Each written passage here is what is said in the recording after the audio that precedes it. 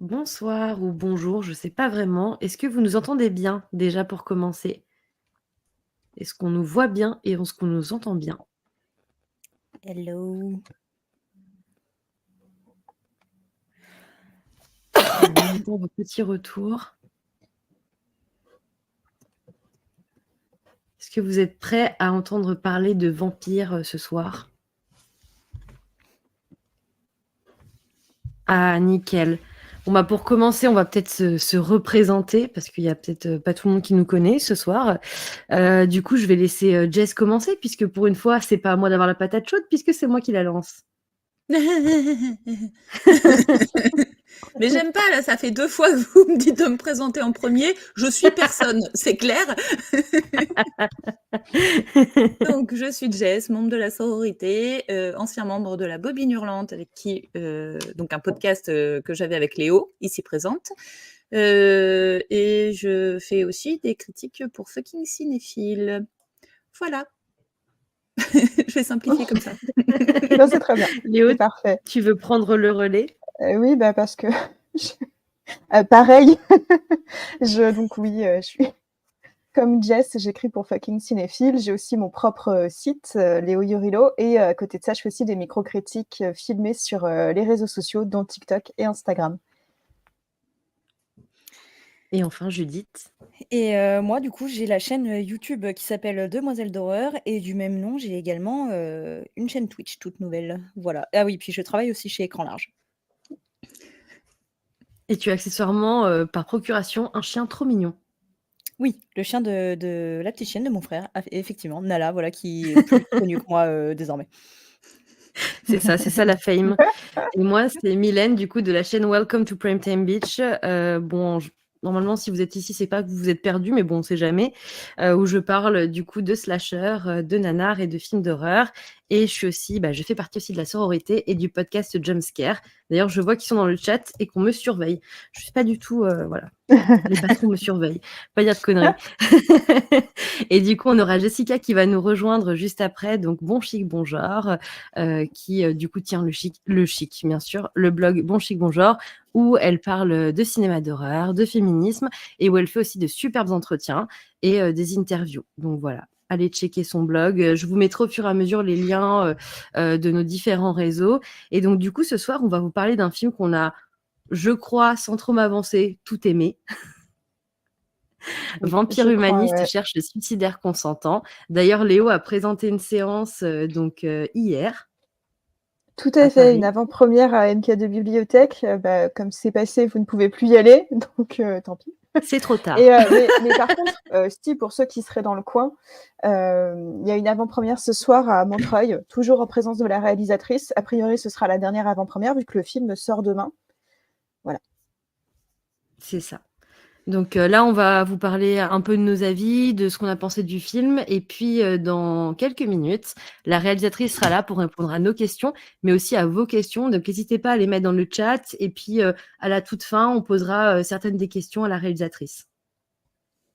Donc, Judith, est-ce que tu as aimé, toi, Vampire humaniste cherche suicidaire consentant? Oui, absolument. J'étais dégoûtée de le rater au pif et j'ai mis du temps à pouvoir le voir. J'ai raté plusieurs occasions. À chaque fois, les gens sortaient des séances et m'envoyaient des messages ou des gens que je voyais en vrai qui me disaient ah là là, mais ce film est trop bien. Quoi, tu l'as pas vu, mais tu vas adorer et tout. J'étais en mode ah. Et donc j'ai fini par enfin le voir et effectivement, je trouve que c'est un film très chouette qui alors je pense qu'on abordera ça plus en détail, par la suite, qui fait référence en tout cas moi j'ai l'impression d'y voir beaucoup de références ou d'influences de la part de choses que j'aime déjà beaucoup, et je trouve qu'il les remixe avec un parfum de comédie teenage, mélancolique, parce que non, comédie teenage ça donne une image beaucoup trop, rose bonbon, américaine de la chose, mais voilà, dans une saveur de mélancolie adolescente, on va dire, qui est vachement bien. Et ce que je trouve intéressant, c'est la manière dont le thème de la morsure et du vampirisme est recyclé pour aborder tout un tas de sujets de société qui sont hyper intéressants. Donc c'est pareil, je pense qu'on redéveloppera plus tard. Donc ouais, j'ai trouvé ça vraiment très sympa et très intéressant dans sa manière d'aborder le vampirisme. Est-ce qu'on pitcherait pas un petit peu le film quand même, sans trop en évaluer, mais un peu. Alors, qui se lance? C'est ça la grande question. Moi, je peux y aller, j'y vais, j'y vais, La j'y vais, tête j'y de vais. Jess, Je j'adore. je me sacrifie parce que je sais qu'ici, on n'aime pas trop pitcher. C'est pour ça qu'on s'appelle la Soro et pas les pitcheuses. Oh punaise, mon humour est horrible ce soir. Donc du coup, Vampire humaniste cherche suicidaire consentant. C'est l'histoire de Sacha qui, du coup, est une vampire adolescente qui a quand même 68 ans et qui, depuis qu'elle est enfant, en fait, n'a pas ses dents qui se développent et en fait, n'est pas capable de chasser et de consommer du sang. Et d'ailleurs, elle en est même dégoûtée. Elle peut pas du tout aller tuer des humains pour se nourrir. Ça lui pose un grand problème, on va dire, éthique, pour résumer un peu ça. Et un jour, elle va croiser la route de Paul, qui est un jeune adolescent humain. Et à partir de là, il faut pas trop en dire, Ouais, mais c'est pas voilà. tout. Ouais, c'est pas tout à fait. Ouais. C'est surtout que c'est un moment, ses parents décident de lui couper les vivres, de dire, Oui. bah, il y a un moment, tu es assez grande, va chasser toi-même, nourris-toi toi-même. Donc elle est obligée de trouver une solution pour se nourrir et trouver du sang. Et du coup, elle se dit, bah, pourquoi pas récupérer le sang d'un suicidaire. Et c'est comme ça qu'elle rencontre Paul. Bon, après, il se passe plein d'autres choses bien plus compliquées Oui. et bien plus, mais ça part de là, sa rencontre avec Paul. C'est ça. Je vous l'avais dit que j'étais pas forte pour pitcher. Hein. Au moins 2 meufs pour bien pitcher. Bah, c'est normal, on n'a pas retenu les mêmes choses. C'est pas... Ouais. Non, mais c'est sûr. Et du coup, Léo, alors t'en as pensé quoi, toi, du film? Ah, moi, je l'ai vraiment beaucoup aimé. Alors, pour le coup, moi, je l'ai découvert au pif. J'y étais à ce moment-là. Et c'était clairement une de mes plus grosses attentes. Hein. Déjà, rien que le titre est assez fabuleux. C'est Bébou Paul, j'adore. Oh, une arrivante. Salut. Ça va? Salut. Hello. Désolée pour le Et c'est vraiment un mélange très malin de plein de genres différents. Je trouve qu'il est clairement dans la lignée de ces comédies québécoises qu'on voit arriver de plus en plus. Je pense notamment à Monia Chokri qui avait pu faire Babysitter, qui est un mélange de genres pareil, très disparate et très malin en même temps, et qui arrive à parler de beaucoup de choses tout en le faisant avec un humour délicieux. On retrouve du casting en plus d'ailleurs de Babysitter. Oui, bah ouais. J'ai Carrément. oublié leur nom, mais il y a au moins 2 Il y acteurs. a Steve Laplante Ah ouais? et non, comment il s'appelle? J'ai pas envie de dire de bêtises parce que c'est un peu la honte quand même. Ah, Ariane est là. Ah, parfait. Salut. Bonsoir, Ariane. Bonsoir. Bonsoir. Bonsoir. Est-ce que tu nous entends bien? Oui, très bien. C'est bon. On était justement en train de donner notre avis sur ton film, donc voilà, pas de spoiler, on a tout aimé, je crois. Tant mieux. Je crois que je m'avance pas en disant ça. On est très très content de te recevoir ce soir. Du coup, tu as déjà vu Léo hier à l'avant-première. Tu as aussi déjà rencontré Jessica, il me semble. Oui. Et donc moi, pour le podcast Jumpscare. Je vais laisser peut-être Jess et Judith se présenter. Deuxième présentation en une fois, ça va coûter cher. Et ça. oui. Vas-y, Jess. Non, vas-y, Judith, vas-y, je t'en prie. Ok. Comme ça, je Bah, réfléchis en tout temps. Du coup, moi, enchantée, donc je m'appelle Judith. J'ai une chaîne YouTube qui parle de personnages féminins dans les films d'horreur et de films de genre réalisés par des femmes, etc. Voilà, je tiens cette chaîne-là sur YouTube et sur Twitch. Et je travaille aussi pour le média cinéma écran large. Voilà, donc évidemment que Vampire humaniste est vraiment typiquement le genre de film qui m'intéresse, qui m'attire et qui, la preuve est faite, me plaît. Enchantée, merci pour ces bons mots. Et donc, du coup, moi, je suis Jess, l'autre Jessica de la sororité. Je suis une ancienne podcasteuse avec Léo. On avait notre podcast ensemble qui s'appelait La Bobine Hurlante. Et je suis critique pour Fucking Cinéphile et donc membre de la sororité. Et passionnée aussi par l'univers un peu gothique et notamment vampirique. Donc, je me retrouve bien, on va dire, dans ton film également que j'ai adoré. Et même encore en le revoyant, là, je l'ai encore adoré. Ah, super, merci. C'est un petit coup de cœur, effectivement. Juste avant que tu arrives, on a eu le temps de pitcher ton film. Est-ce que toi, tu pourrais te présenter à nos auditeurs et auditrices qui ne te connaissent pas encore? Ouais. Oui, je m'appelle Ariane Louis XVI et je suis la co-scénariste et réalisatrice de Vampire humaniste. Je suis hey, 6 mois, je m'en charge dans le nom de mon film. Vampire humaniste cherche suicidaire consentant. qui raconte l'histoire de Sacha, qui est une jeune vampire trop humaniste pour mordre et qui rencontre Paul, un adolescent avec des pensées noires et qui décident de s'allier ensemble parce qu'ils se disent que l'un et l'autre sont un peu la solution au problème de l'autre, mais c'est surtout un film, au final, qui parle d'amitié et de la vie. Donc, j'aime bien dire que la mort est un prétexte pour parler de la vie dans le contexte du film.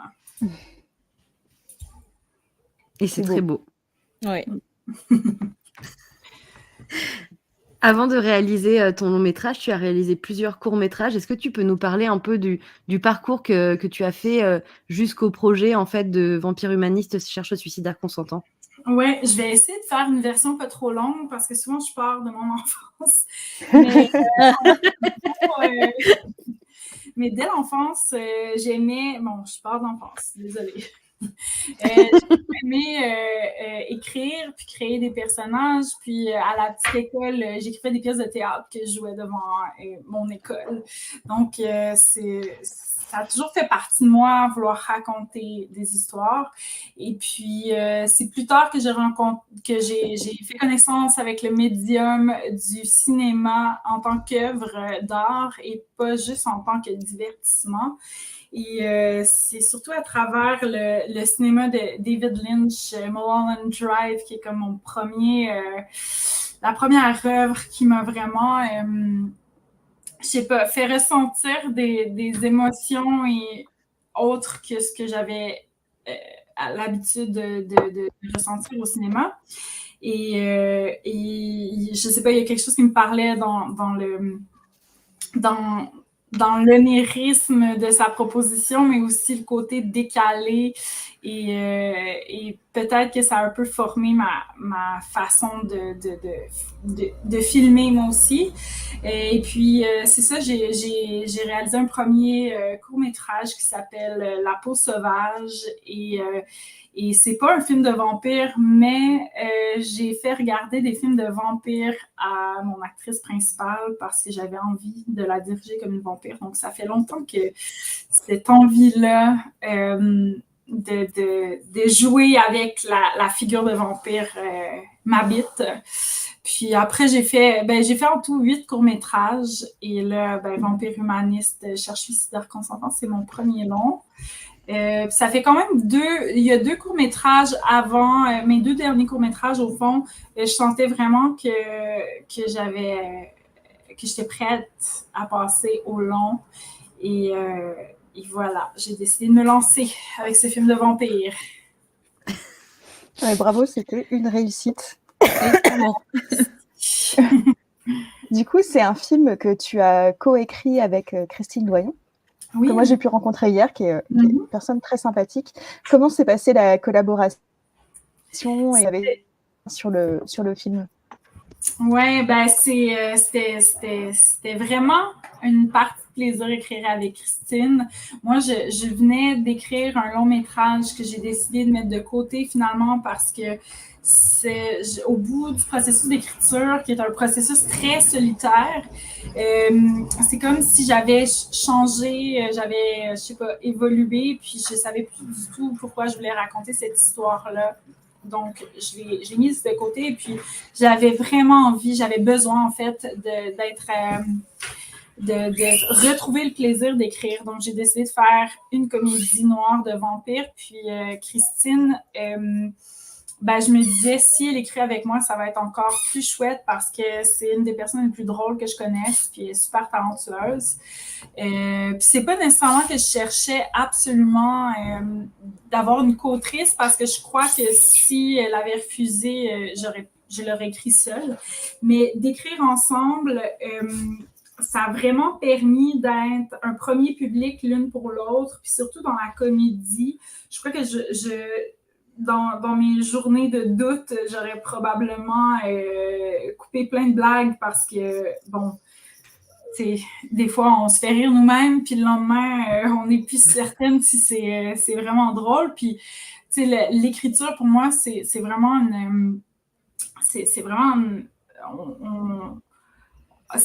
voyons, comment dire, c'est une balance entre le doute et la confiance. Donc, je trouve que la dynamique d'écrire à deux, souvent, moi, j'avais une journée plus de doute, ou Christine avait une journée plus de doute, puis finalement, l'autre réussissait tout le temps par son enthousiasme, puis de ramener les points forts du film, puis finalement, on se motivait comme ça, puis on adore les personnages aussi, créer des personnages un peu éclatés, puis on adorait jouer nos dialogues.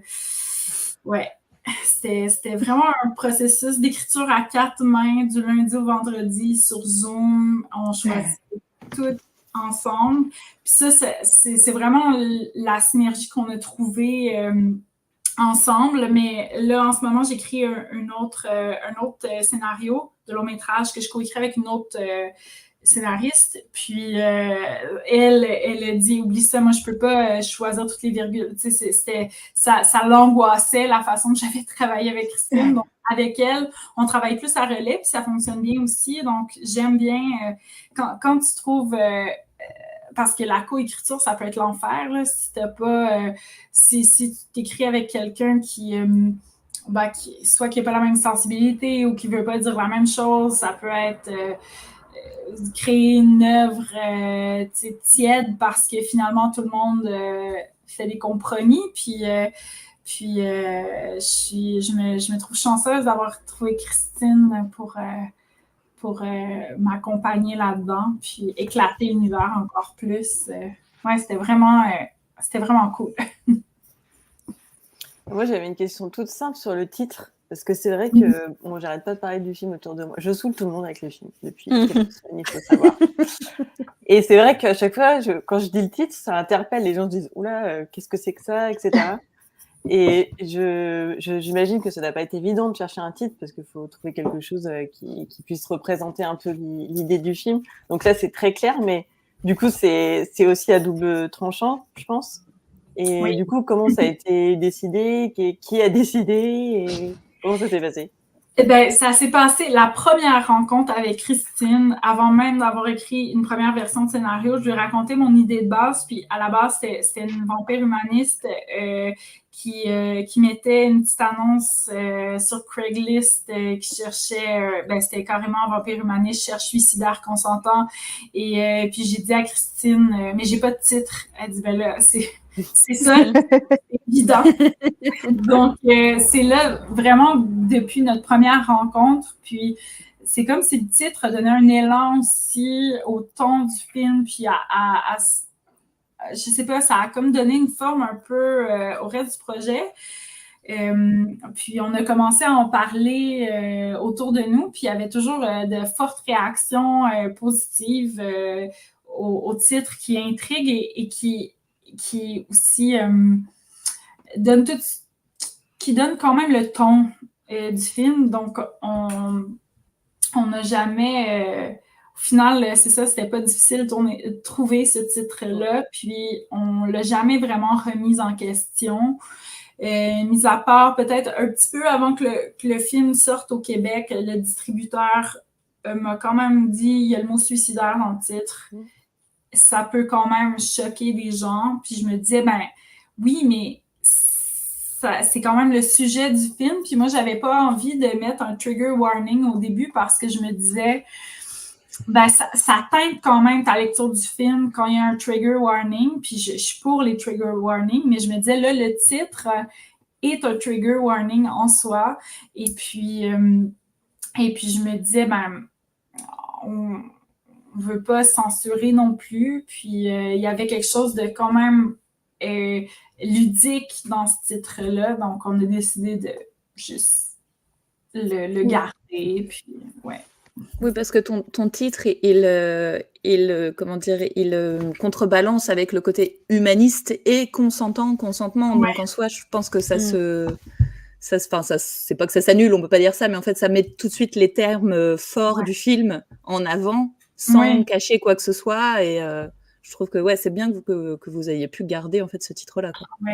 Ah non, il n'était pas question qu'on change de titre. Puis, 4 ans, peut-être pas 4 ans, ça faisait 3 ans Ça a commencé avec un premier pitch du film avant même de l'écrire. C'était un pitch premier long métrage dans un festival. Puis on avait gagné ce pitch-là. Puis tout le monde nous parlait du titre déjà.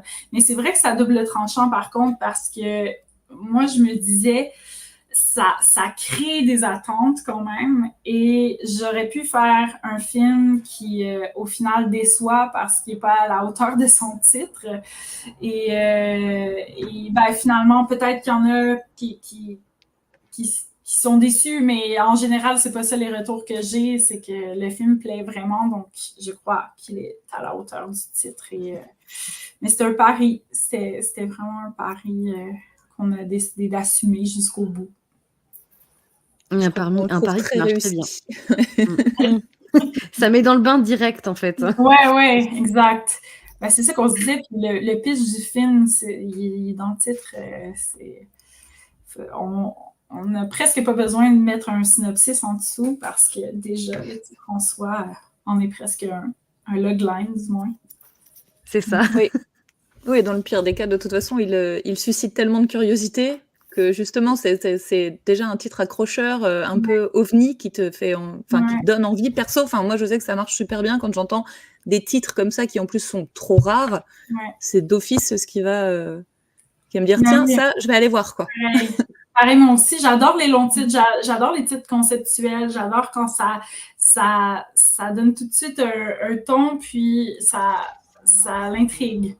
Et on a eu notre première mondiale à la Mostra de Venise, puis on rencontrait des gens, puis bon, il y a plein d'autres films, donc quand on disait c'était quoi notre film, c'était sur tout le monde voulait le voir en fait, tout le monde l'avait noté comme un film à voir, puis je crois que c'est le titre en fait qui suscitait vraiment cette curiosité-là des gens, parce que moi c'était mon premier long, donc c'était vraiment tout reposé sur le titre, puis ça a été un petit... on dit que c'était un petit joker qu'on avait dans notre poche, le titre, mais ça met de la pression pour le titre du prochain. C'est vrai. Tu vas pouvoir surpasser ce titre. Mais effectivement, quand l'affiche est passée en festival, je vais mettre l'affiche à côté pour que les spectateurs la voient. C'est vraiment tout de suite, on s'est dit ah mais qu'est-ce que ça va être ? C'est incroyable, ça a l'air hyper improbable. Et je pense que c'est ce qui a fait venir beaucoup de monde en festival parce qu'ils étaient très intrigués par cette affiche. Ouais, ben c'était ça le but. Et du coup, vas-y Judith. Non, parce que je trouve hyper habile sur cette affiche. Enfin, elle représente particulièrement bien l'atmosphère du film. On a l'impression que c'est l'affiche d'un Sofia Coppola et en même temps version plus fun que ce que va pouvoir proposer Sofia Coppola, beaucoup plus genre du coup. Mais il y a un peu tu vois, le code du teenage movie américain, un peu triste, un peu auteur et tout. Un peu Sundance, ouais. Voilà, mais en même temps, avec ce titre, et du coup, le fait que la nana, du coup, est pas en train de boire un soda, mais une poche de sang qui rebascule tout, c'est hyper habile. Ouais, ben merci. Et tout à l'heure, tu parlais du... Pardon, vas-y Léo, vas-y. Non mais vas-y. Tout à l'heure, tu parlais du scénario et moi, je voulais savoir quand vous avez écrit les personnages, est-ce que vous les avez écrits presque en symbiose, tout le temps ensemble, où vous vous arrêtez pas de vous balancer des idées pour construire vos personnages, ou est-ce qu'en fait, vous aviez chacune des idées qui se sont réunies en fait à un moment donné ? Non, c'est vraiment en mode brainstorming. On les a trouvés ensemble. Après, c'est sûr que quand on se laissait, après la journée de travail, nos cerveaux continuaient, étaient encore en ébullition. Donc, des fois, on arrivait avec des nouvelles idées. Puis c'est ça, mais c'était assez... tout a coulé dans l'écriture, vraiment. Puis les personnages... c'est le personnage de Sacha qui est né en premier. Ensuite... sa famille autour d'elle, puis Paul est né quand même plus tard parce que on proposait un personnage qui a une énorme contradiction qui est hyper difficile scénaristiquement à résoudre, c'est-à-dire qu'elle est vampire et humaniste et si c'est ça son enjeu, il faut quand même trouver comme des pistes de solutions pour elle. Donc, c'était quand même un gros défi d'écriture. Puis, on a passé plein d'idées. Puis, un jour, on a pensé dans le fond, incarner, au lieu que Sacha cherche des suicidaires par elle-même, on se disait, si elle rencontre un jeune homme qui lui propose sa vie, on trouvait que ça l'ancrait tout ça dans un personnage, puis que ça donnait quelque chose de plus fort dramatiquement dans cette rencontre-là. Et on avait aussi envie de faire une histoire lumineuse et d'amitié, puis ou d'amour, mais c'est jamais si précis dans le film. Il n'y a pas de la scène typique d'amour. On ne sait pas si c'est un couple, si c'est juste un duo ou deux êtres, du moins, qui se trouvent. Et donc, tout a pris son sens quand Paul est arrivé dans nos têtes. Ouais. Du coup, là, on parle de Sacha et Paul. Le casting était du coup forcément très important. Du coup, comment s'est passé le choix des acteurs, donc Sarah Monpetit et Félix Antoine Bénard? Oui, c'est exactement. Sarah, je la connaissais pas personnellement, mais je l'avais vue dans d'autres longs métrages. Son premier long métrage, elle avait le rôle principal, ça s'appelle Maria Chapdelaine, et c'est un film d'époque qui se passe dans les années, je dirais, j'ai pu dire 50 au Québec, mais non, je crois que c'est avant ça, peut-être dans les années 20. Ah non, pourquoi je me suis mise à dire des années? J'ai aucune idée. Mais bref. Je trouvais qu'elle avait quelque chose d'hyper intemporel et de très mystérieux. Puis pour moi, elle était faite pour jouer une vampire. Et après, il y a la promo autour de Falcon Lake qui est sortie, puis, mais avant même de l'avoir vue, ça me donnait encore plus envie de travailler avec elle. Et je l'ai passée en audition, puis pour voir si elle avait de l'humour, puis de la répartie, parce que ça reste une comédie, puis c'était sa première comédie. Et elle avait un humour très pince sans rire, comme je cherchais quelque chose de très dans le malaise, dans les silences, dans les petits détails. Et donc, j'étais enchantée. Puis Félix-Antoine Bénard, lui, je l'ai rencontré aussi en audition, puis je le connaissais pas du tout. Et le personnage de Paul, moi, je l'ai construit comme... on l'a construit, Christine et moi, comme un personnage sur le spectre de l'autisme qui est neurodivergent, sans jamais nécessairement le nommer. Puis c'était pas écrit non plus dans les descriptions de personnages quand on l'envoyait aux acteurs. Et il est arrivé, il a vu en fait, il a lu le personnage comme vraiment comme très près de ce qu'on imaginait. Puis ça a vraiment été une rencontre avec mon personnage quand je l'ai rencontré. Puis là, après, quand je les ai mis les deux ensemble, le ton de mon film est né sous mes yeux. Il y avait quelque chose dans cette rencontre-là de très étrange, mais à la fois décalé puis malaisant, mais c'était tendre. En tout cas, j'ai comme fait, OK, ça va fonctionner, il me faut ces deux acteurs-là. Il n'y avait plus d'autres choix possibles. Et ça fonctionne super bien. Ouais, d'ailleurs, c'était la fin d'audition, cette scène-là. Puis, mais c'est drôle parce que, bon, c'est une anecdote... Quand ils sont là, je les laisse le raconter, mais leur version de la chose, c'est que quand je les ai contactés pour dire que c'était eux qui avaient le rôle, tous les deux croyaient que c'était mort parce que ce malaise-là qu'ils vivaient, ce décalage-là, mais était réel. Il y avait chacun préparé quelque chose, puis... je sais pas, au contact de l'un de l'autre, c'est comme s'il y a quelque chose qui passait pas, mais il était déstabilisé là, par le jeu l'un de l'autre, puis ça a vraiment... mais moi, c'est ça que je cherchais, donc finalement, c'était Ils ont pas eu besoin de jouer le malaise, il était là non, il naturellement. Était là. Ouais. Il était là, mais je comprends. En fait, je sais pas ce qui s'est passé parce que c'est difficile de l'expliquer. Puis j'étais très surprise quand ils m'ont dit ça par après parce que dès qu'on a fait des moments de répétition ensemble, il y avait une chimie qui s'est installée assez rapidement. Donc, Ouais, je ne saurais pas pourquoi ils étaient déstabilisés l'un par l'autre, mais ça a donné quelque chose de très solide qui m'a convaincue. Oui, du coup, c'était cette maladresse que tu recherchais et qui finalement t'a plu. Hein. Ouais. Oui, puis ça m'amusait aussi parce que souvent les vampires sont très charnels, sexuels, puis j'avais envie de créer une vampire qui était mal dans sa peau. Puis, c'est sûr que le parallèle que je fais entre la première fois, les premières relations sexuelles, puis la première fois qu'elle va mordre est assez évident. Mais pour moi, en général, les premières fois sont un peu malaisantes. On ne sait pas trop comment faire, on est gêné.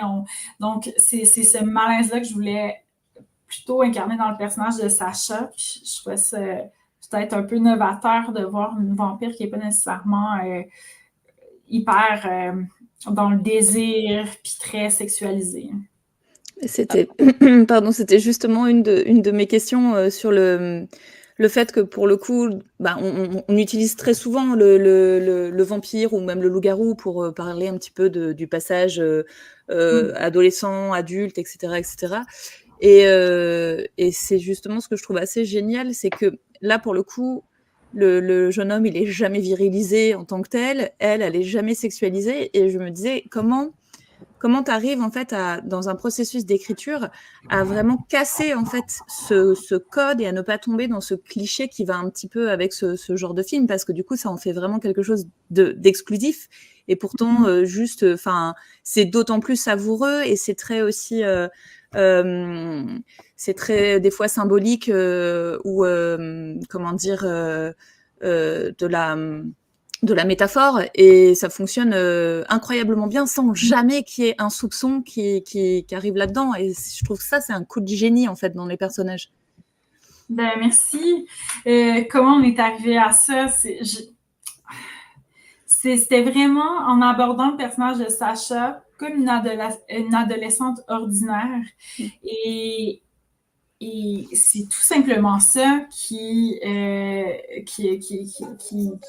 donne cet effet-là au final, de toujours se remettre en tête que la première fois qu'elle le mord, c'est comme une adolescente qui est pas bien dans sa peau, puis qui est peut-être pas prête à avoir une relation sexuelle, puis qui sait pas trop. Donc c'était vraiment cette maladresse-là qui était au cœur du personnage qui a donné ça naturellement. J'ai pas, c'est ça, il y a pas une réflexion. Après, ça a vraiment été dans l'écriture de se remettre toujours ça en tête, puis de bien construire à la base nos personnages. Puis moi, j'aime en fait, avant de plonger dans l'écriture, d'avoir l'impression de les connaître, puis que ce soit vraiment des êtres vivants pour moi. Puis après, on dirait que il y a quelque chose qui s'écrit tout seul, parce que tu le sais, non, Sacha ne dirait pas ça, non, on dirait que tu peux te mettre dans sa peau quand tu écris. Puis moi, j'aime bien aussi faire des lectures du scénario, une lecture où je suis Sacha, une lecture où je suis Paul, puis vraiment pour me concentrer sur l'évolution psychologique de l'un et de l'autre de façon individuelle. Puis, ouais, c'est ça, je dirais. Au-delà de la relation entre Paul et Sacha, ce qui fonctionne bien et ce qui est très chouette dans le film, c'est aussi comment vous avez construit les relations familiales entre que ça soit Paul et sa mère, ou alors Sacha et son père, ou sa mère. Et vraiment, vous avez réussi à construire même un petit univers avec un dentiste vampire. Enfin, ça, c'est des choses qui sont très drôles. Et en plus, même si tu en montres très peu, en fait, on arrive très bien à imaginer ce monde. Est-ce que ça, c'est quelque chose qui vous est venu en second temps, après avoir écrit le personnage de Sacha et celui de Paul? C'est un peu en parallèle, mais les spécialistes vampires, mais on a toujours voulu un peu donner une fenêtre sur ces vampires-là, comment ils s'intègrent dans le monde. Mais sans nécessairement, c'est parce que la particularité, quand tu dois développer, faire une introduction de 2 personnages, puis faire monter un peu les enjeux avant qu'ils se rencontrent, c'est que ça prend beaucoup de temps écran. Donc, on a vraiment réfléchi en termes comment, en le moins de scènes possible, puis de la façon la plus simple possible, on peut faire comprendre, puis donner en fait une petite fenêtre sur ce monde-là qui est pas plus exploité qu'il faut, mais on a l'impression quand même je sais pas, qu'on comprend un petit peu plus leur univers. Puis encore là, c'était dans l'idée de s'identifier d'humaniser en fait ces vampires-là, puis qu'on puisse s'identifier à cette famille vampire-là qui, au final, vit les mêmes dynamiques familiales qu'une famille bien ordinaire, puis qui s'inquiète pour leur fille, puis qui sont pas d'accord sur l'éducation. Puis moi, j'aime bien créer des personnages qui j'aime pas faire des méchants et des gentils. Puis je me disais, bon, le père est plus l'allié de Sacha parce que il y a quelque chose de plus, je sais pas, plus... en fait, on se disait que lui aussi, peut-être qu'il n'aime pas trop ça, chasser, donc il la comprend puis il veut pas la forcer à faire quelque chose. Mais la mère, en même temps, on voit qu'on antagonise un petit peu plus, mais elle veut juste que sa fille soit bien, puis qu'elle soit autonome, puis qu'elle puisse se débrouiller dans la vie. Donc c'est ça. Puis on dirait que j'ai perdu le fil de la question. Non, c'était très bien. Non, et puis en plus, la mère, à un moment, tu mets en scène toute la charge mentale qu'elle a, puisqu'elle chasse pour toute la famille. Et du coup, ça reprend vraiment des dynamiques humaines. Et c'est des petites touches comme ça d'humour qui fonctionnent très bien. C'est une réplique super drôle. Ouais. Moi, j'ai adoré cette réplique.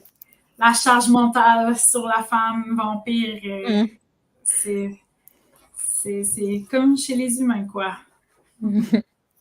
Totalement. Là, c'est écrit un truc. Timer expired. Avez-vous ça, vous? Comment? Non. OK. Ça fait quoi? Comme le temps était expiré. Mais non. Ici, je comprends pas excusez. Ah, attends. OK. C'est parce que la souris fonctionne. OK. Tout est réglé. On est sauvés. Est-ce qu'avant de rentrer plus dans les détails du film, on lancerait pas un peu la bande-annonce pour permettre aux gens de découvrir quelques images du film? C'est parti.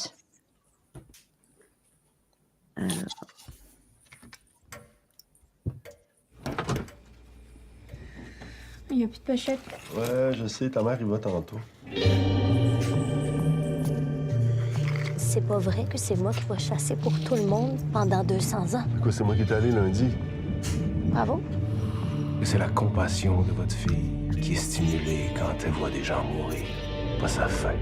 Les goûts, ça se développe. Tu vas finir par aimer ça. J'ai pas besoin de tuer du monde pour savoir que j'aimerais pas ça. T'es tues peut-être pas, Sacha, mais t'es manges pareil.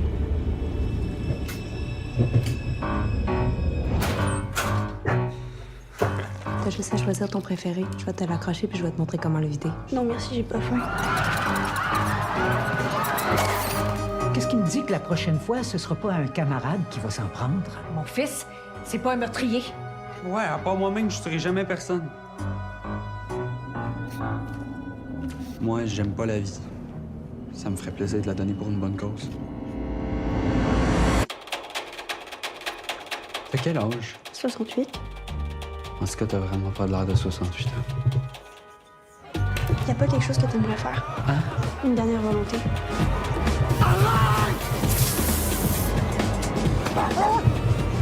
Je vais te régler ça, moi, cet humanisme-là. Il y avait tout en ami. C'est la première fois que je veux vraiment quelque chose. Je pensais que les humains avaient vraiment peur de la mort.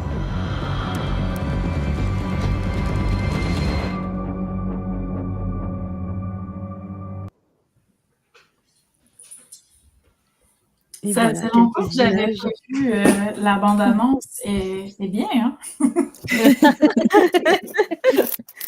Oui, elle est très bien. Totalement. Mais justement, en regardant la... Ah bah non, vas-y, Julie. Enfin, je voulais juste revenir sur un sujet parce que comme on l'a déjà abordé tout à l'heure, mais j'avais envie qu'on y passe un peu plus de temps sur la sexualisation parce qu'on a parlé du fait que, enfin, vous avez parlé du fait que, que les deux personnages principaux sont pas sexualisés et que du coup on est dans une sorte un peu d'anti-Twilight avec du coup un humain et une vampire qui se retrouvent sur quelque chose de beaucoup plus dans les sentiments et le malaise de l'adolescence et pas du tout dans l'hypersexualisation. Mais en même temps, ce que je trouve intéressant, c'est que les autres vampires non plus sont pas sexualisés, et que là on est un peu sur une version du vampire qui sont en fait ultra humains, comme on voit dans la bande-annonce, voilà la tante qui dit ouais, je vais te montrer comment on va faire et tout, ils sont absolument pas plus glamour ou plus classe ou plus beaux que n'importe qui. Du coup en même temps ça les rend aussi un peu plus cruels, enfin plus dangereux, parce qu'ils sont vraiment dans l'animalité totale de en fait il faut qu'on se nourrisse, donc il faut qu'on tue des gens, point. Et que le simple petit fait d'avoir du questionnement par rapport à ça devient carrément de l'humanisme. Et du coup, je trouve ça hyper intéressant, cette manière de réécrire le vampire comme étant à la fois vraiment un prédateur dangereux qui peut pas être raisonné, sauf dans le cas du coup de Sacha, et qui en même temps n'a rien de glamour et de sexy. Du coup, j'ai un peu l'impression qu'il y a quelque chose de... un peu de What We Do in the Shadows qui est passé par là, et en même temps une version plus effrayante, même si on est dans une comédie, de vrais prédateurs, ce qui n'est pas tellement le cas dans What We Do in the Shadows, quoi. Du coup, je sais pas, je trouve ça intéressant la manière dont ça rebat les cartes de la figure du vampire au cinéma. Voilà. Ben, c'est vraiment intéressant.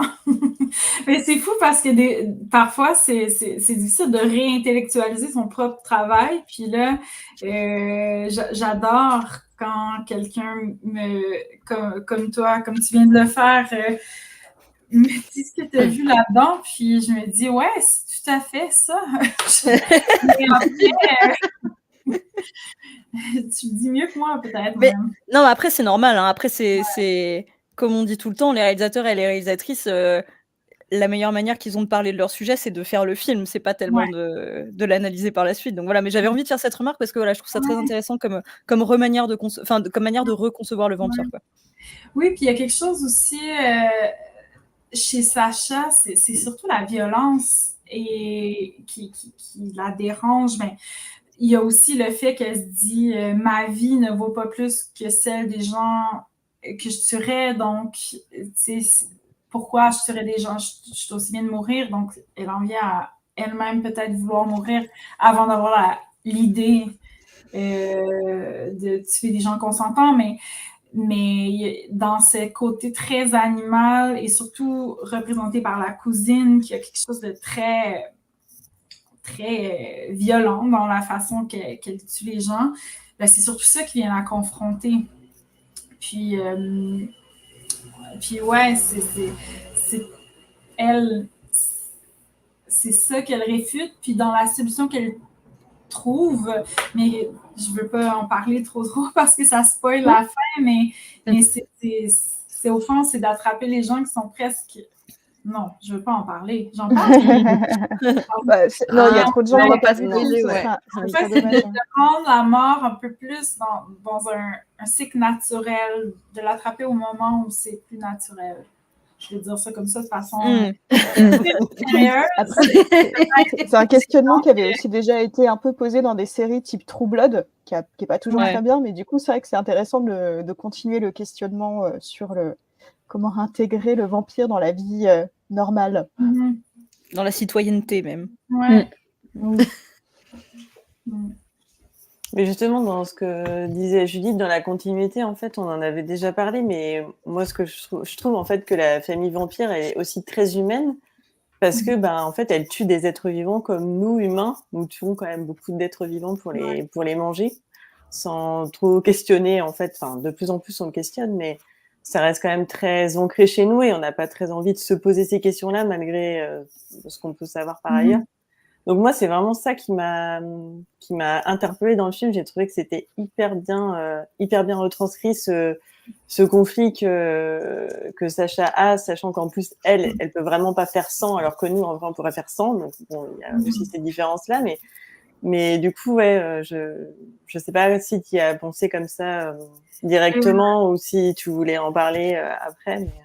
Oui, ben c'est pas quelque chose qu'on a mis trop de l'avant, mais pour nous, Sacha, c'était une vampire vegan mais en même temps qui peut pas être vegan, elle doit se nourrir de sang, donc c'est impossible comme conflit à résoudre, sauf peut-être la solution qu'elle trouve à la fin, mais oui, c'est un parallèle qui est en filigrane, mais qui était présent pour nous aussi, ouais. J'avoue que j'ai beaucoup rigolé au fait qu'elle veuille à un moment donné, au péril de sa vie, elle aussi, et presque dans un instinct, on va dire, suicidaire, manger de la nourriture humaine et qu'elle bloque devant une poutine. Oui, J'avoue que... la touche québécoise.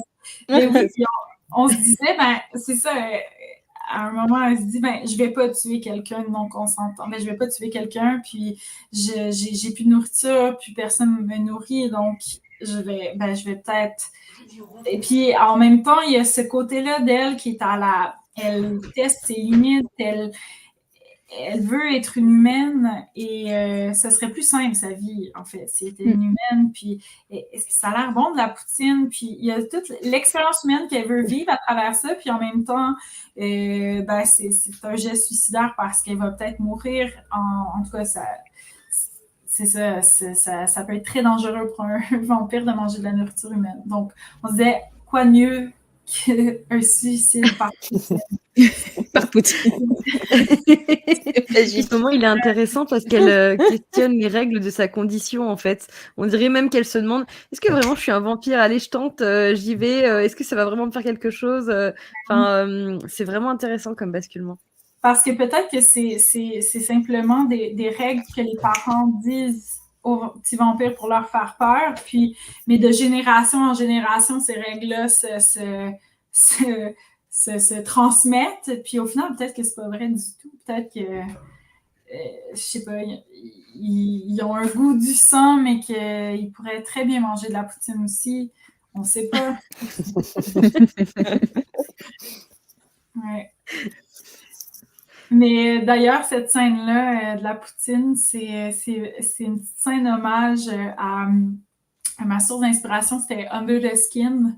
Il y a une scène dans Under the Skin où, bon, pour ceux qui connaissent pas le film, c'est Scarlett Johansson dans la peau d'une extraterrestre qui débarque en Écosse et qui se met elle erre dans les rues dans sa fourgonnette, puis elle attrape des hommes seuls, puis elle les séduit, puis elle les amène dans une espèce d'endroit un peu métaphorique où elle, je sais pas, c'est très expérimental, où elle suce leur âme, je sais pas.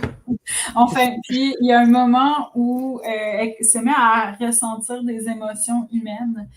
Puis tout ce qu'elle fait, ça fait plus aucun sens. Puis c'est vraiment ça son grand drame. Puis elle se met à essayer d'expérimenter des expériences humaines, dont manger un gâteau. Et moi, j'ai fait la version de poutine.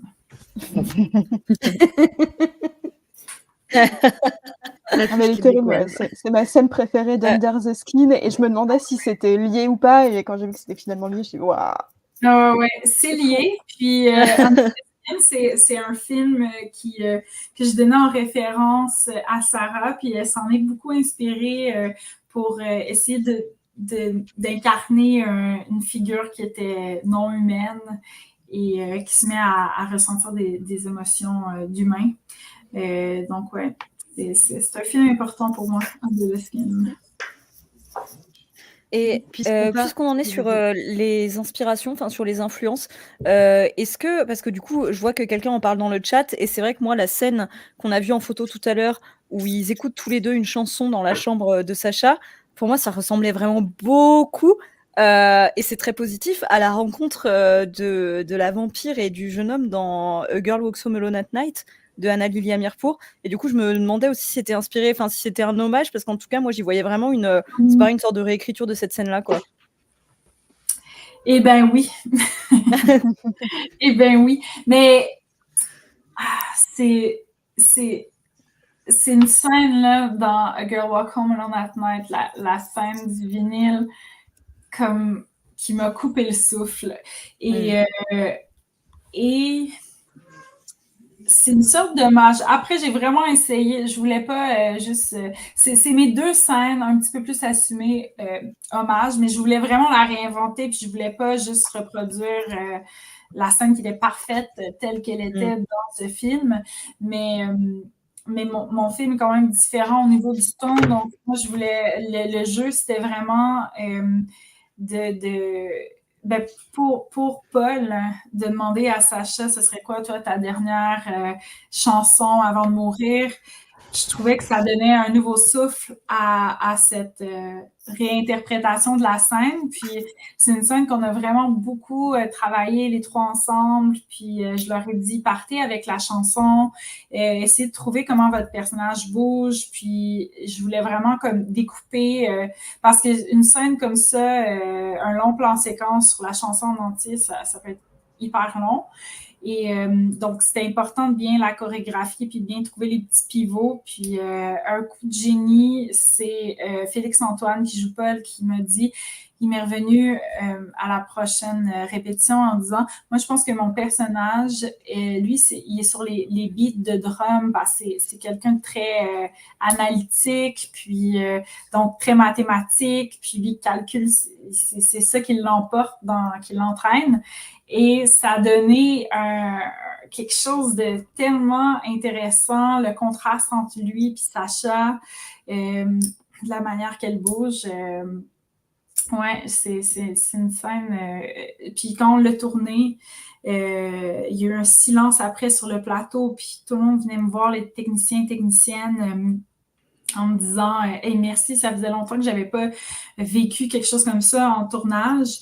Puis je suis vraiment contente parce que des fois, on vit des choses comme ça sur un plateau, puis ça se transmet pas nécessairement, on pense que ça va être une grande scène, puis finalement, ça se transmet pas au spectateur. Puis c'est une scène dont on parle beaucoup, donc je réalise que ce qu'on a vécu, nous, sur le plateau, puis ce que je voulais créer, ben ça se rend, puis c'est au final, c'est une scène différente de A Girl Walk Home Alone at Night, mais je sais pas...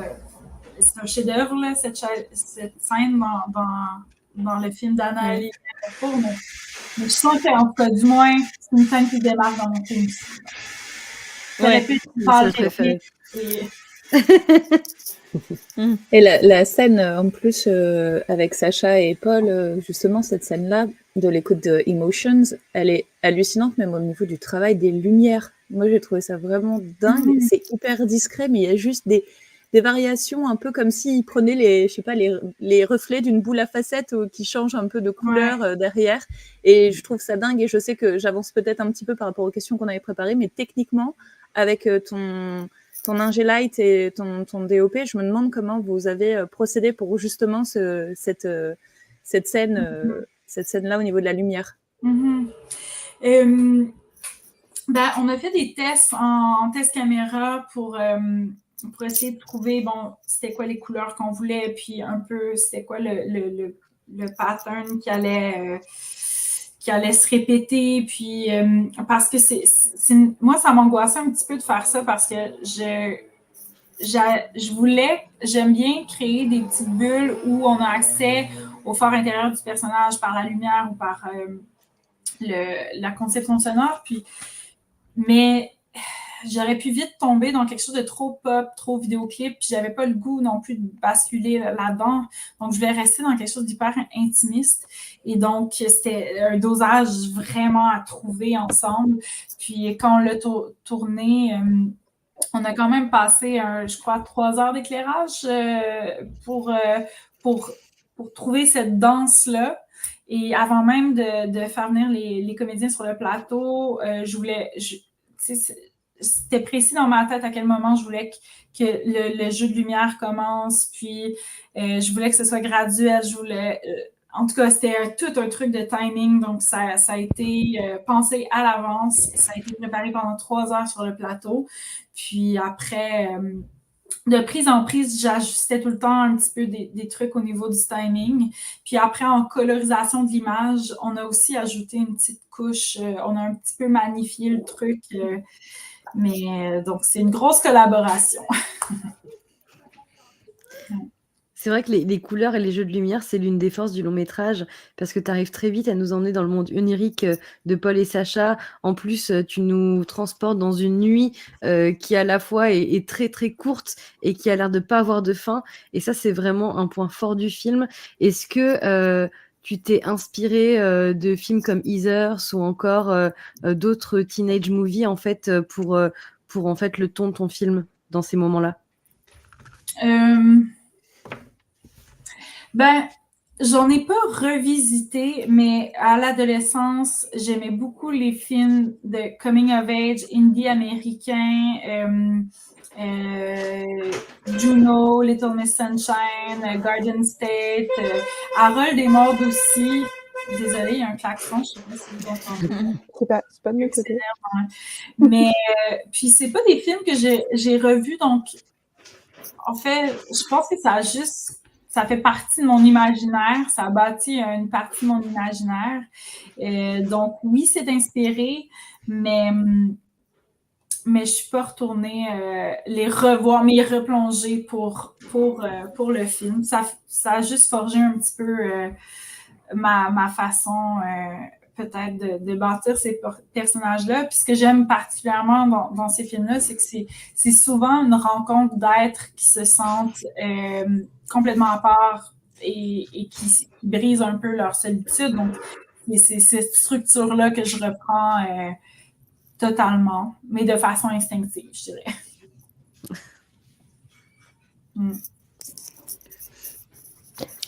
Et est-ce que tu peux parler du travail que vous avez fait aussi sur notamment la couleur, parce qu'il y a notamment le vert et rouge qui est plutôt associé à l'univers des vampires, et c'est hyper important dans ce type de film pour l'ambiance de travailler ça. Ouais. Est-ce que tu peux expliquer un peu le processus là-dessus? Oui. Ben, le monde des vampires, la palette de couleurs... et je voulais qu'il y ait quelque chose de...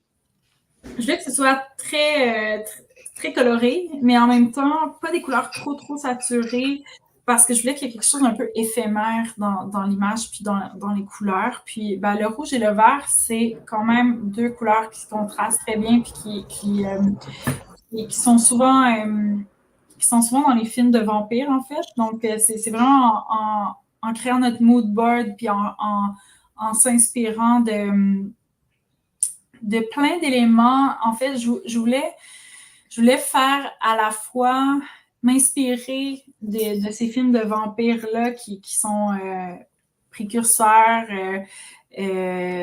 puis, mais en même temps, je voulais faire un film très contemporain, donc j'ai pris ce qui me plaisait dans le monde des vampires puis dans les codes, et dont cette palette de couleurs-là puis dans la maison des vampires aussi, la maison des parents de Sacha est assez typique vampire, puis c'est ce que je cherchais, puis c'est cette balance-là, je pense, entre quelque chose qui est très codifié, mais le renouveau que je fais du mythe de vampire de part de l'allier au coming of age. Donc, en tout cas, c'était un peu dans cette réflexion-là qu'on a décidé de ces couleurs-là.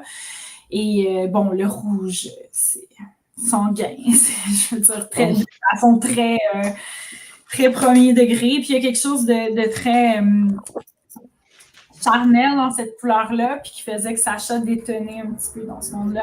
Puis après, dans le monde des humains, ben moi, je me disais, je vais aller dans une couleur un petit peu plus froide, un peu plus moderne, puis j'essaie d'éviter ces couleurs-là qu'il y avait chez les vampires, puis de jouer plus dans le bleu et une palette un peu plus froide. Voilà. Durant notre entretien, tu avais mentionné que tu avais fait des études de mode. Est-ce que ces études, elles t'ont permis d'injecter des connaissances comme ça dans tout ce qui est plus DA pour ton film? Ben, je sais pas si ben, j'ai jamais vu ça comme ça, mais parce que ça fait quand même un bout de temps que j'ai fait mes études en mode, puis je sais pas. On dirait que je ne sais pas quoi répondre à ça. Peut-être que ça l'a influencé, ben c'est sûr que tout ce que j'ai fait comme étude, à quelque part, ça s'inscrit en moi, mais j'ai toujours aimé les tissus, les formes, les textures, jouer avec tout ça pour donner une espèce d'environnement assez chargé et allier les époques, créer des anachronismes. Mais je pense pas que c'est relié à mon parcours en mode. Désolée, je sais pas si je te déçois. Non, mais c'est parce que durant l'entretien, tu avais parlé du fait que tu avais un peu imaginé la forme de Sacha, presque inspirée de A Girl Walks Home Alone at Night. Oui, et du coup, c'est pour ça que je m'étais demandé ça, mais non, ça me déçoit pas. C'était plus un questionnement. J'ai fait un lien que je n'ai même pas créé dans ma tête, mais possiblement. J'ai un écho, un bruit. Il se passe quoi là? Il y a quelqu'un qui déménage des cartons quelque part? Non, c'est rien. C'est Julien qui avait besoin de son ordinateur. Ah, d'accord. Pardon. Ah, d'accord. Désolée, Ariane. Pardon. Pas de souci, mais c'est ça, c'est un lien que tu as fait entre deux éléments de ma vie qui font totalement sens et que j'avais fait de lien ensemble, mais c'est une évidence, là. Ben oui. Mais c'est vrai que dans A Girl Walks Home Alone at Night, j'aimais beaucoup la forme avec le long hijab de la vampire qui se promène sur le skateboard. Il y avait quelque chose de... Mais juste dans sa forme, elle se fondait dans les décors. Puis moi, avec les cheveux de Sacha, puis je voulais vraiment qu'elle ait un manteau un peu dans cette forme, puis avec ses très longs cheveux qui vont sur ses épaules. Puis je voulais jamais la découper non plus à l'éclairage. On voulait pas la backlighter pour qu'elle se découpe. On voulait qu'elle se fonde dans les décors. Donc, ouais, c'est peut-être mon œil en design de mode qui a perçu ça. Mais j'aime beaucoup j'avais envie de jouer avec des formes très franches. Enfin, ce manteau est magnifique d'ailleurs. Oui. Ouais, on est d'accord. Non, moi je veux m'habiller comme Denise tout le temps. Ah ouais. Ouais, C'est moi qui a récupéré son manteau. Je suis jalouse. Moi, je récupérerais bien son appart à Denise, moi. Mais... C'est une des questions que je lui ai posées hier d'ailleurs. Les crochets au milieu du loft. Oui, j'aime bien, moi, ça me gêne pas. Je trouverais des trucs, ça peut servir. T'accroches des sacs à main à la place. Des petites plantes, des bérets. Mais au départ, Denise, j'avais l'idée qu'elle change de manteau à chaque fois qu'on la voit, qu'elle ait toujours un manteau différent. Puis en essayage, il y avait plein de manteaux, mais c'est que ce manteau-là de fourrure, il était magnifique et plus beau que n'importe quel autre. Donc, j'ai dit non, c'est juste ce manteau-là que je veux. Les autres ne surpassaient pas. Mais le loft, c'est quelque chose quand même d'intense parce que quand on a trouvé, c'était un immense hangar complètement vide. Puis, c'était à peu près au milieu du tournage qu'on a trouvé ce lieu-là. Puis, mon directeur artistique, qui était rendu un peu au bout de son budget, il a fait « OK, mais moi, je dois meubler ça en plus avec la vision que j'avais puis qu'on avait comme bâti ensemble et en si peu de temps. » Et donc, il a fait un travail colossal. Puis quand il m'a appelé pour me dire « OK, Ariane, tu peux venir voir, c'est prêt », j'ai eu l'impression vraiment d'entrer dans l'appartement de mon personnage. Puis c'était au-delà de ce que j'avais pu m'imaginer. Ouais, c'est... Bravo Ludovic Dufresne. Incroyable décor. Ouais. Et d'ailleurs, au niveau des décors, il y a quelque chose de très intemporel aussi, en fait, au niveau des objets, au niveau de tout ça. Est-ce que c'est aussi un choix parce que le vampire a tendance à vivre et à traverser les époques, que tu voulais qu'il y ait un petit peu de tout, en fait, qui se trouve un peu partout? Ben oui, il faut s'amuser avec ça. C'est tellement... Puis j'adore, moi, je vais beaucoup magasiner dans les boutiques vintage. Puis donc, ouais, j'avais vraiment envie d'apporter des objets de plein d'époques, puis que autant dans leurs vêtements que dans les décors. Et j'ai perdu mon idée, mais oui, c'était une volonté.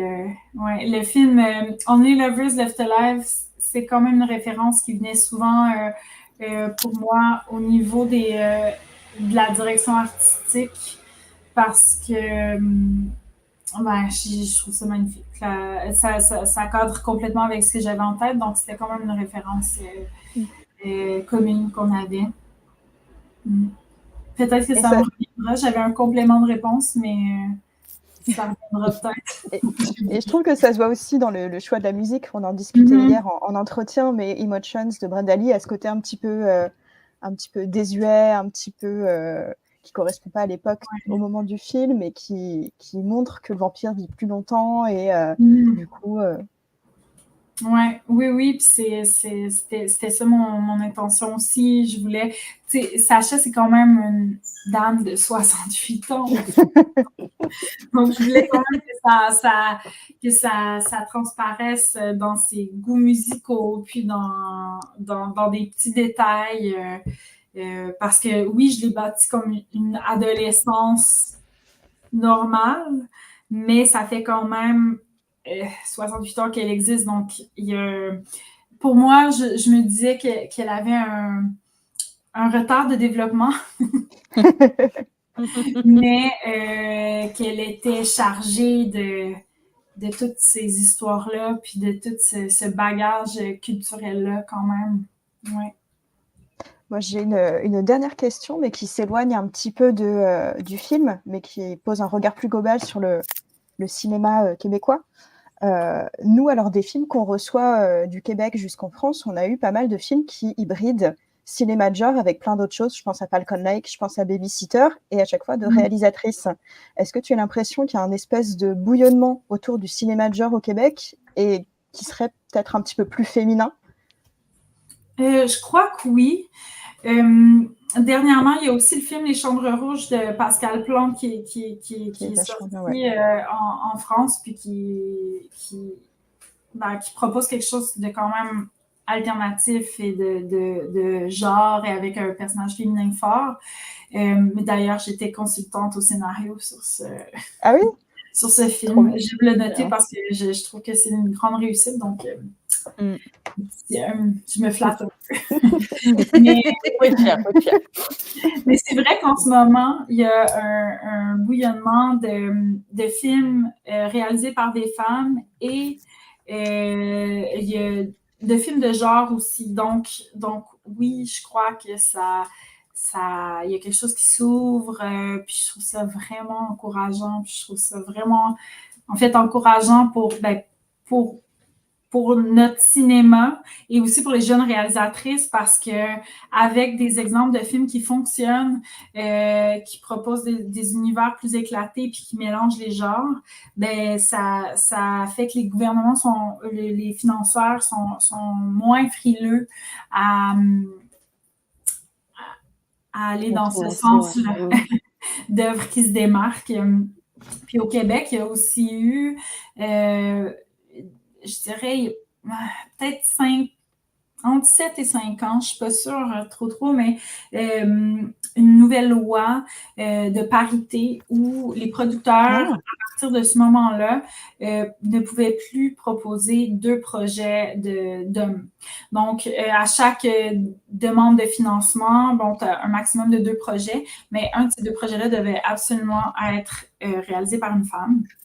Et donc, ça a créé à la fois une petite commotion parce que là, il y a toute la discussion qui vient autour de ça, de « Ah oui, mais là, c'est du sexisme inversé ou il y a quelque chose qui, dans le fond, c'est les meilleurs projets, le sexe n'a rien à voir. » Mais, en fait, des fois, il faut aller loin, il faut vraiment créer ça pour donner, en fait, connaître des nouvelles cinéastes. Et là, il y a comme, on n'en parle plus de ça, puis c'est comme si ça s'est automatiquement rééquilibré. Puis en ce moment, je pense qu'on le sent, l'effet bénéfique que ça a eu de créer une loi aussi Radical quand même. radicale, qui était compliquée, mais c'est que ça a aussi créé un moment où tous les producteurs, tu voyais l'opportunisme un peu de... Moi, je me faisais contacter par des producteurs qui m'ont jamais contacté avant, puis on cherche des réalisatrices féminines qui ont des projets forts, puis je trouvais qu'il y avait quelque chose de faux là-dedans, puis je me disais, en tout cas... Une panique à trouver des femmes. Ben oui, c'est ça. Puis là, tu avais beaucoup de réalisateurs, des jeunes réalisateurs émergents aussi qui ont une voix intéressante, mais qui se disaient, qui se voyaient le fait qu'ils soient des hommes blancs, créateurs, ben là, ils n'étaient pas au bon moment pour... c'est plus compliqué pour eux. Mais, Oh là là! Non, ils ont déjà eu leur moment. Alors, bon. Oui, mais plein de créateurs hommes aussi étaient pour ça, mais tu sais, on entendait quand même ces voix-là s'élever, puis on se disait, oui, mais au final, on veut juste faire des bons films, donc une femme ne devrait pas être priorisée. Au final, c'est juste le meilleur projet. C'est en tout cas, bref, c'est un gros débat, mais là, on voit, il y a quelque chose qui c'est comme juste qui se fait plus naturellement, puis qui laisse place à plein de réalisatrices qui font du cinéma différent, puis ça fait du bien. En tout cas, en France, on n'en est pas encore là. Ouais. Oula là, oui. On est un peu mal en retard. barré. Mais en France, l'horreur, de manière générale, c'est les femmes compliqué. aussi, de manière générale, en France, on est un peu... Enfin, bref. Oui. Moi, j'ai déjà une coloc française à Montréal, puis était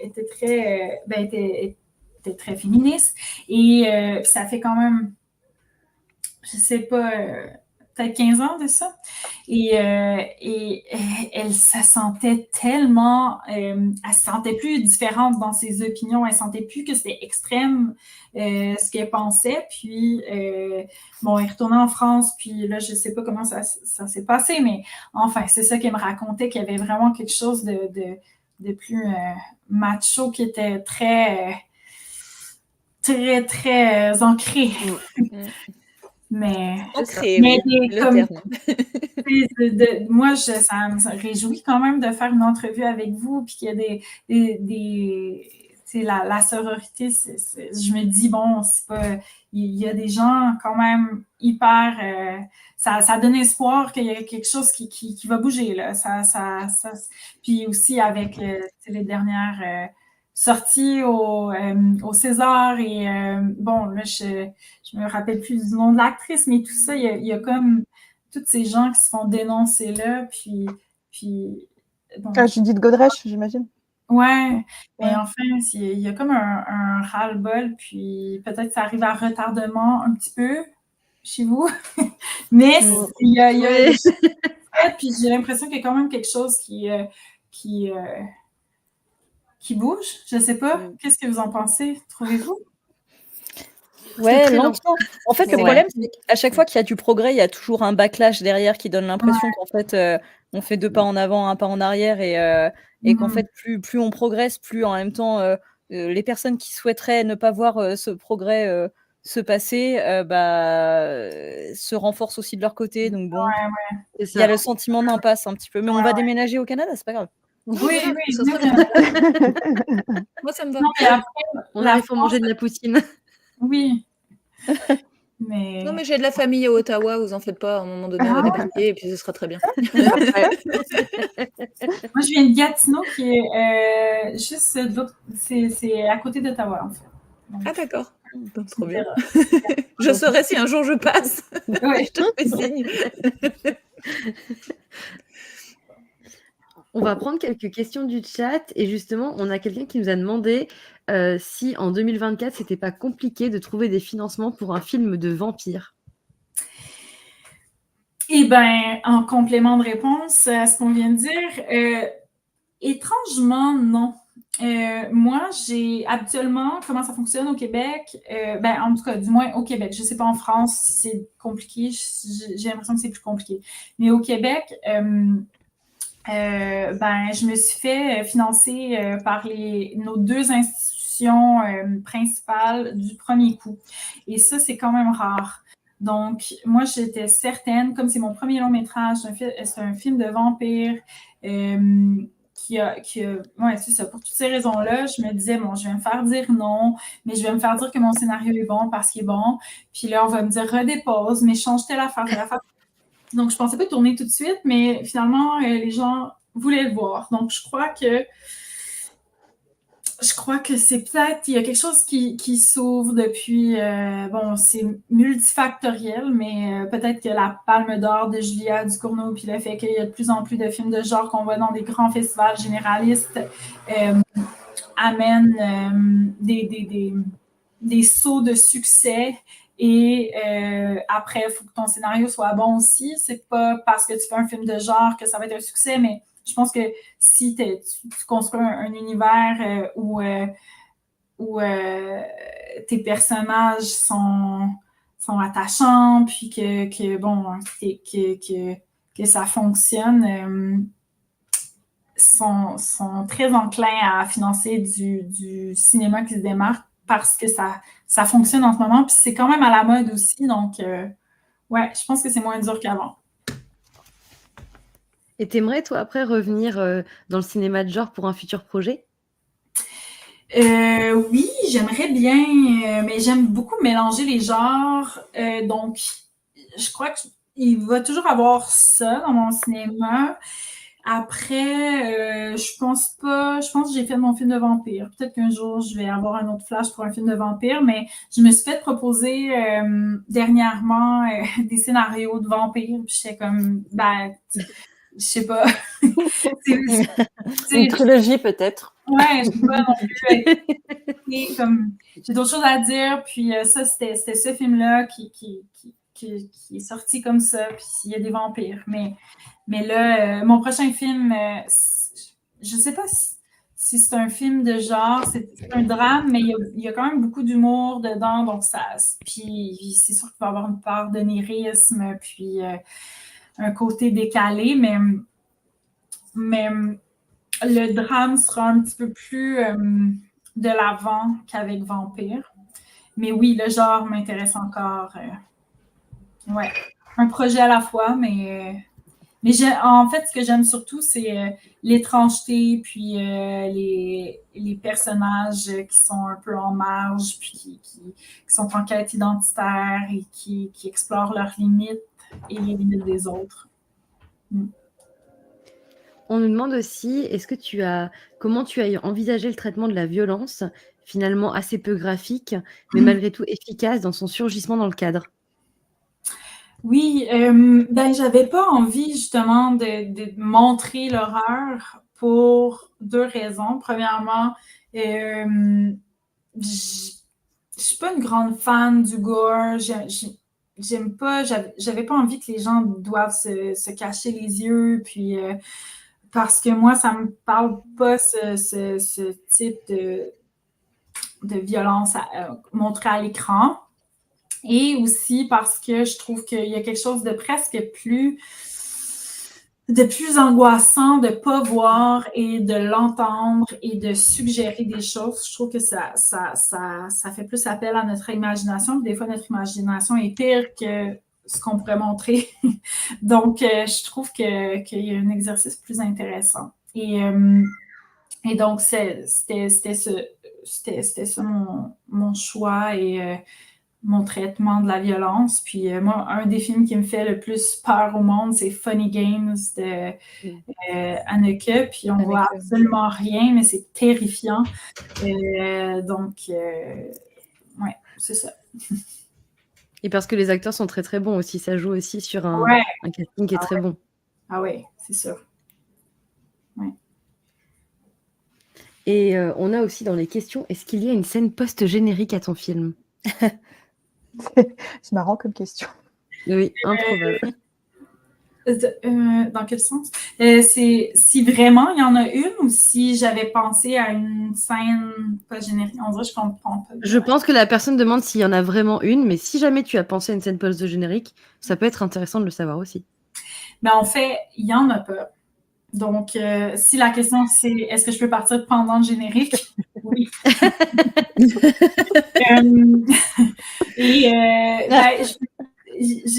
avant, le film avait une autre scène qui n'était pas après le générique, mais le film devait il y avait une autre scène après. Mais je ne vais pas la raconter parce que je spoilerai un peu la fin, donc je ne vais pas raconter. Mais En pas effet. de scène, pas générique, non. Allez voir le film et comme ça, vous verrez pas cette scène, mais vous verrez le film. C'est le pire speech. Non, mais par contre, le film est très bien distribué, donc vous avez très très peu d'excuses pour ne pas le voir. Parce que là, vraiment, il a 112 copies, Léo, c'est ça? Oui, c'est ça, 112 copies. Et donc, il y a c'est peut-être une encore la chance. distributrice dans le chat d'ailleurs, elle y était au début, je sais pas si elle est restée. Fais-nous un coucou si tu es là. Voilà, sinon on te fait un coucou. Mais en tout cas, il est hyper bien distribué. Il a eu beaucoup d'avant-premières dans plein de villes de France. Et donc, c'est une chance de le découvrir sur grand écran. Donc, allez-y, foncez. Ça sort demain en salle. Donc, pas d'excuses. Et si vous l'aimez, vous pouvez en parler autour de vous. Et si Sarah, mon petit, qui interprète Sacha, était ici, elle dirait « Et si vous n'aimez pas, parlez-en pas. » Parole de Sacha. C'est très bien. On nous pose aussi une question, à part via les décors, les costumes, la musique du film, comment est abordé le thème de l'éternité chez les sentiments des personnages? Le thème de l'éternité, premièrement, mes vampires ne sont pas éternels. Ils vieillissent, mais plus lentement que les humains. Donc, ils peuvent se rendre environ jusqu'à 500 ans. Puis, peut-être que certains vont se choquer de ce que je viens de dire parce que les vampires, ça doit rester à l'âge que ça s'est fait mordre, mais il y a des films où les vampires vieillissent, dont Les Prédateurs de Tony Scott. Et on peut jouer avec ce mythe-là tant qu'on est, cohérent du début à la fin dans ce qu'on met en place. Et les vampires, je ne crois pas que ça existe vraiment, donc on peut vraiment faire ce qu'on veut. Et donc, l'éternité, parce qu'ils vivent quand même très longtemps, donc c'est quand même pertinent comme question. Ce qui est intéressant avec l'éternité, c'est que moi, j'aime beaucoup traiter du thème de la solitude et ça rend ces personnages-là assez seuls et porteurs d'une mélancolie. Là, c'est sûr que mes vampires sont aussi en famille, donc il y a ce petit clan-là sur lequel je joue peut-être moins sur la mélancolie qui s'en amène, mais Sacha est un personnage mélancolique, puis je crois que c'est parce que tu survis à des gens qui vont mourir, puis tu dois aussi souvent tuer les gens avec qui tu t'attaches. Donc, il y a quelque chose du vampire qui est que l'éternité... on dirait, je ne sais pas comment faire ma phrase, excusez-moi. L'éternité amène au vampire toute cette dimension-là de solitude et d'être errant, mais qu'on retrouve un petit peu moins dans mon film, comme je les ai traités comme une famille ordinaire. Bon, on dirait que c'est la réponse la plus longue de l'univers et que j'ai pas dit grand-chose. Et justement, tu parles des prédateurs. Et je trouve qu'il y a deux thématiques qui sont vraiment écho, enfin tu l'as un peu dit, c'est vraiment ce besoin d'être accompagné pour traverser le temps. Et du coup, merci parce qu'avec ton film, tu m'as soigné mon PLS des prédateurs justement, qui me met toujours très très mal. Et il y a un truc très doux amer dans ton film qui m'a un peu guéri. Donc merci par rapport à cette thématique. PLS, c'est quoi? Position latérale de sécurité. Ça m'a mise très mal en fait. Au Canada du coup. Oui, peut-être. En France, ça veut dire être en dépression devant un film un peu, enfin mal, voilà. Eh ben. C'est un abus de langage qu'on fait beaucoup ici. Voilà. En fait, c'est la position de survie médicale qui est mise, tu vois, quand quelqu'un fait un malaise ou autre, d'office, on met la personne sur le côté, etc., etc. Ça se dit donc position latérale de sécurité. Nous, on dit PLS et on en fait un abus de langage parce qu'en gros, c'est un peu dès qu'on fait un malaise ou qu'on se sent très mal ou qu'il y a quelque chose qui nous a fait bizarre, on va dire je suis en PLS. Voilà. C'est ça. Je vais l'inclure dans mon vocabulaire à partir de maintenant.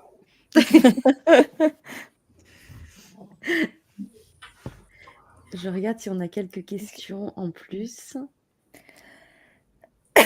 N'hésitez pas dans le chat, profitez-en, hein. Posez vos questions. Oui, c'est le moment. On nous demande si tu as Je crois qu'il y réfléchi avait- à la forme des dents. Pardon. Oui, c'est ça, je veux dire, il y avait une première question sur les dents. La forme des dents. Des dents de Les dents du vampire. Des dents de vampire, ouais. Ben oui, j'y ai réfléchi parce que ça aurait pu être les 2 petites dents en avant, mais je trouvais que ça faisait un... Je sais pas, ça donne un effet un petit peu ridicule, je trouve, les petites dents en avant. Et donc, je suis allée avec les classiques canines qui sont plus classe. Et après, ben, en test caméra, CCM et tout, le spécialiste des dents, celui qui a vraiment moulé les dentitions des acteurs, puis qui pour faire les petites canines, il y avait chacun leur paire personnalisée. On les a essayés, puis ils étaient tellement longues et grosses qu'ils étaient incapables de parler, les acteurs, avec les dents. Donc, il les a limés. Et donc, ben, ça fait que sont plus discrètes, sont moins apparentes, mais au moins, ils pouvaient parler avec leurs dents. Mais Sacha, j'ai réalisé qu'elle a quand même une petite bouche. Et il y a des moments où je voulais que c'était important qu'on voit ses dents. Puis là, on voyait vraiment juste le bout. Donc, on a quand même eu un défi avec les dents. Puis, quand tu les limes, ben, tu peux pas les rallonger après. Donc, mais sinon, ben, la forme, je suis allée avec le grand classique canine pointue. Je sais pas si ça répond à ta question. Je l'espère. On nous demande si Morse, ou donc du titre original Let the Right One In, a été une influence pour toi. Ben, je l'ai vu après d'avoir écrit le scénario. Ben, pendant que j'écrivais le scénario, on m'en parlait et je voulais pas le voir parce que je comprenais que la dynamique entre les 2 personnages c'était assez similaire, puis j'avais pas envie. Moi, je me disais, ben, c'est sûr que le film va être différent que Morse dans son entièreté, puis c'est une proposition différente, mais j'avais peur que ça me je sais pas, coupe l'herbe sous le pied, puis que au final, je décide de pas faire mon film, puis ça aurait été dommage. Et donc, je l'ai vu par après, et c'est vraiment bon. J'ai adoré ce film, et c'est ça. Donc, non, c'était pas une inspiration, mais oui, je comprends la question parce que c'est ça, le miroir entre ces 2 personnages-là, le jeune garçon qui se fait intimider à l'école et la jeune vampire, c'est similaire. Mais je pense que c'est une proposition sur papier, juste au synopsis court qui se ressemble, mais je crois pas que c'est la même expérience qu'on vit du tout en voyant mon film. Non.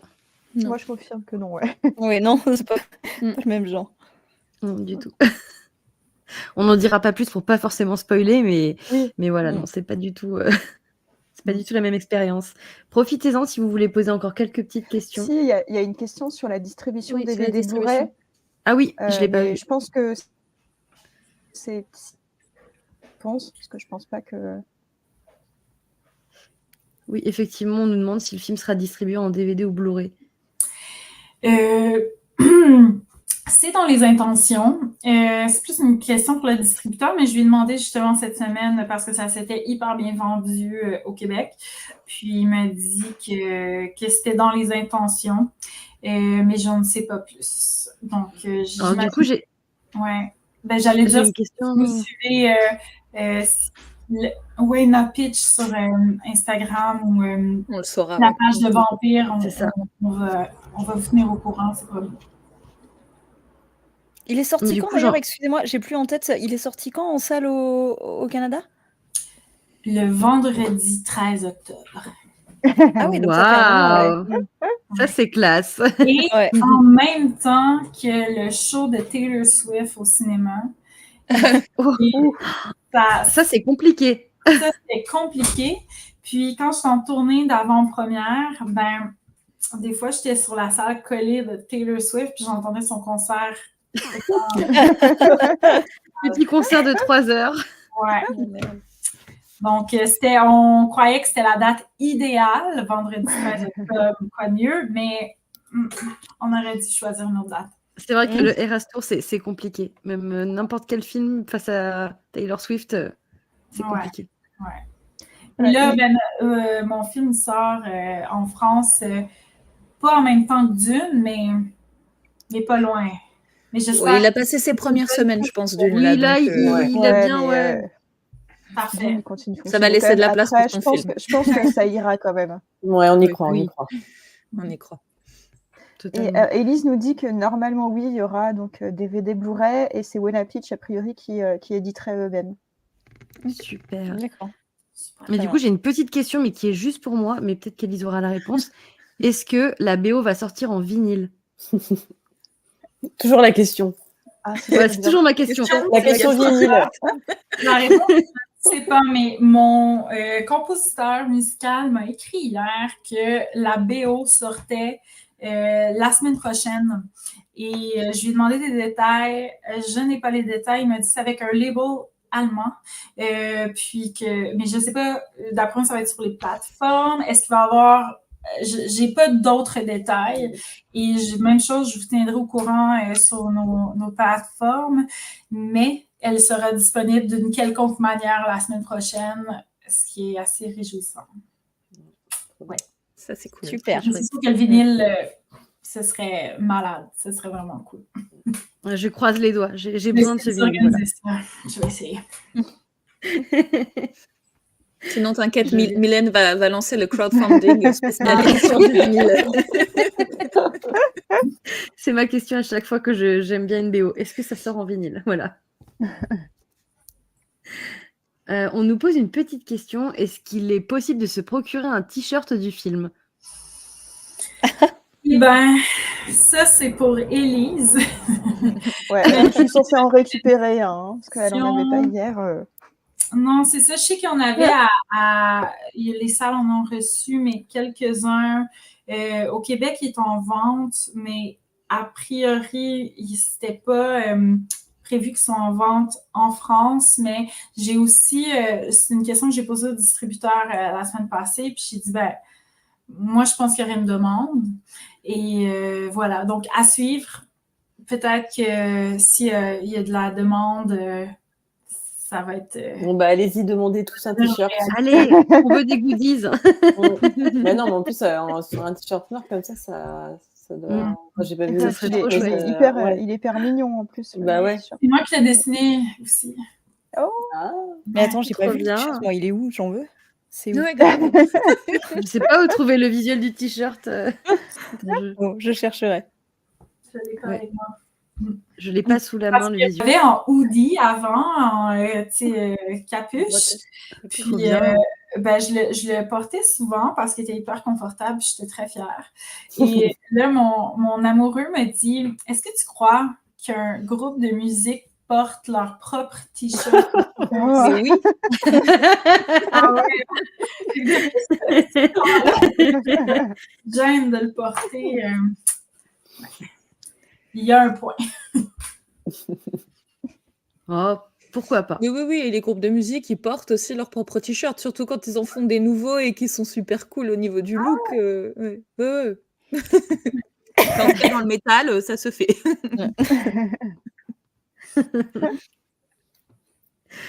Quelqu'un nous demande, juste pour se mettre dans l'ambiance, quelle musique introduit le film?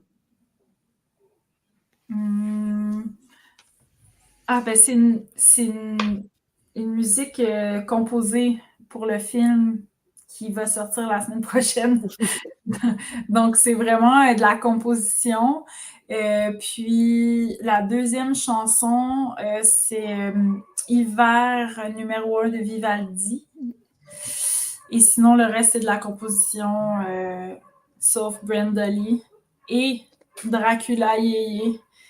Googlez ça, Dracula Yeye, c'est très bon. Vous allez mourir. Très rigolo. Toute la BO est très belle. D'ailleurs, Dracula Yeye, qui est un une chanson qui est dans le film. C'est Sarah Monpetit qui m'a envoyé cette chanson-là par hasard avant le tournage, juste pour me motiver puis me mettre dans l'ambiance. Et je l'ai trouvée complètement géniale. Et je me suis dit, OK, il faut que j'essaie de la mettre dans le film. Et je ne le dis pas à Sarah. Et ce sera une surprise. Elle a Et été justement, contente pour du la coup? Oui, mais je lui ai quand même un petit peu dit. J'ai attendu d'être certaine d'avoir les droits, d'avoir la confirmation d'avoir les droits. Puis après, j'ai pas été capable de. J'ai pas été capable de garder le secret. Je suis vraiment contente, oui. Et justement, par rapport à la musique, la compo, elle a été faite après le montage ou elle a été faite avant? Elle a été faite. J'ai fait une première maquette pendant la première version, juste après la première version de montage, parce que ça donne un peu de monter avec des musiques de référence à un moment. Deux choses, tu t'attaches à la musique de référence, puis après, ça t'oblige à la musique de composer quelque chose à l'image, mais hyper précis, puis après, tu n'as comme plus de latitude, puis des fois, la musique te donne un nouvel œil sur le montage. Donc, c'est ça, j'aime bien faire une première maquette, et après, on continue le montage avec cette maquette-là, puis après, c'est comme un dialogue entre le montage et la musique. Donc, je suis allée plusieurs fois chez mon compositeur qui a un super studio à la montagne, à la campagne. Et je passais à chaque fois une semaine, puis on repassait le film, on jazzait des idées. Et c'est ça. Ouais. J'essaie. Est-ce que vous avez l'heure? Je suis désolée. Non, on va finir là, ouais. Justement, on va terminer là. C'est 20h13. OK, parfait. Parce que je vais présenter le film en avant-première au Méliès de Montreuil ce soir. Ah, très bien. Tu enchaînes. Et on va clôturer justement, puisqu'on a fini de répondre à toutes les questions. Merci beaucoup à toi, Ariane, de nous avoir accordé ton temps, d'avoir répondu à toutes nos questions et aux questions du chat aussi, d'avoir aussi bien parlé de ton film qu'on aime tant. Et tout ce qu'on te souhaite, c'est que le public soit au rendez-vous, que les salles soient toutes complètes, voilà. Oui, et que tout le monde ait des t-shirts du film. Allez découvrir Sacha et Paul. Ouais. Merci beaucoup. Merci à toi. Merci à toi. Ouais. Bonne Merci soirée. beaucoup. Bonne soirée. Bonne soirée.